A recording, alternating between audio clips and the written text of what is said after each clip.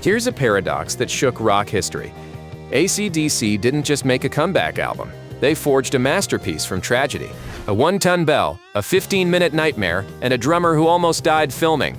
These are 10 weird facts about Hell's Bells. And the bonus, sometimes the best sounds come from broken equipment. Plug in.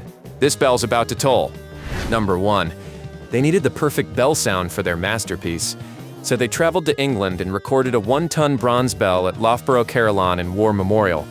This wasn't just any bell. It was cast by John Taylor Bell Founders, the same company that created Big Ben's famous bells. The weight alone required special equipment just to make it ring. This single bell sound would become one of rock's most recognizable openings. Number 2. The bell wasn't just atmospheric, it was memorial. Written as a tribute to Bon Scott, AC/DC's beloved frontman who died months before recording, the bell was originally meant to toll 35 times, one ring for each year of Scott's tragically short life. Instead of ending their career, his death inspired their greatest triumph. Each toll became a farewell to their fallen brother and a declaration of their survival. Number 3. Producer Mutt Lange spent 3 entire days recording just the bell sound. He used 15 different microphone setups, testing angles, distances, and acoustics until he achieved that perfect ominous tone. 3 days of work for 12 seconds of audio, but those 12 seconds became the gateway to one of rock's most powerful albums. Sometimes perfection demands obsession. Number 4. Brian Johnson wrote the entire lyrics in just 15 minutes. But here's the twist. He wrote them in the back of a tour bus after waking from a nightmare about being chased by death itself. Half asleep and terrified, he scribbled words that would become rock immortality. The fear was real, the nightmare vivid, and the lyrics flowed like prophecy. Sometimes terror creates the most honest art. Number 5. Angus Young's iconic guitar tone came from disaster. His 1959 Marshall amp had been accidentally damaged during shipping to the studio. Instead of fixing it, they discovered the damage created a unique, distorted sound they couldn't replicate with working equipment.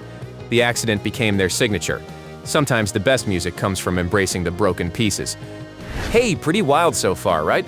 If you're enjoying this deep dive into rock history, go ahead and hit that subscribe button so you don't miss what's coming next.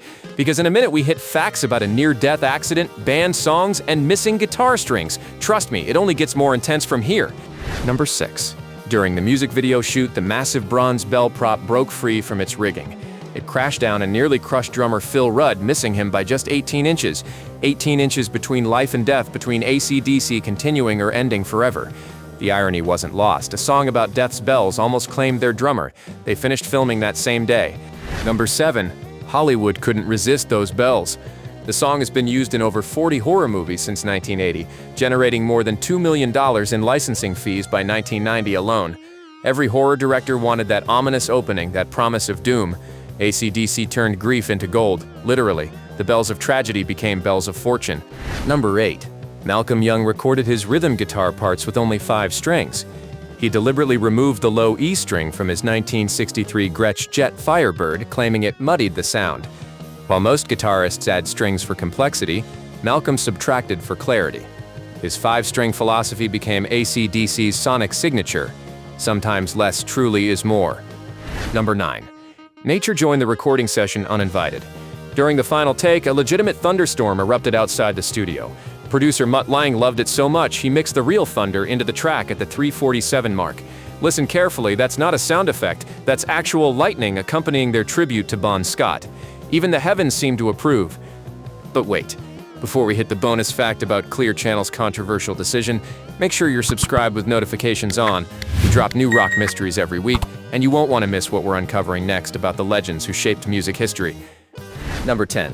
Clear Channel Communications banned Hell's Bells from all U.S. radio stations after 9/11. Listed among 165 lyrically questionable songs despite having 0 political content. A song written 21 years earlier about personal loss became a casualty of cultural fear. The bells of rock became too dangerous for American airwaves. Censorship struck even the innocent. Bonus fact. The recording session that created Hell's Bells happened in Compass Point Studios in the Bahamas, but AC/DC nearly didn't record there at all. They originally booked Abbey Road Studios in London, the same place where the Beatles recorded, but a scheduling conflict forced them to Nassau. This disaster led to the tropical isolation that helped them process their grief over Bon Scott's death. Sometimes being forced off course leads you exactly where you need to be. The bells that tolled for tragedy became the sound of resurrection. If AC/DC's music shaped your taste, changed your life, or helped you through tough times, Drop a like and subscribe for more untold stories from rock history. Tell us in the comments which fact shocked you most: the near-death bell accident, the 15-minute nightmare lyrics, or the band radio status. Thanks for watching, and remember, sometimes the most beautiful music comes from the most broken moments.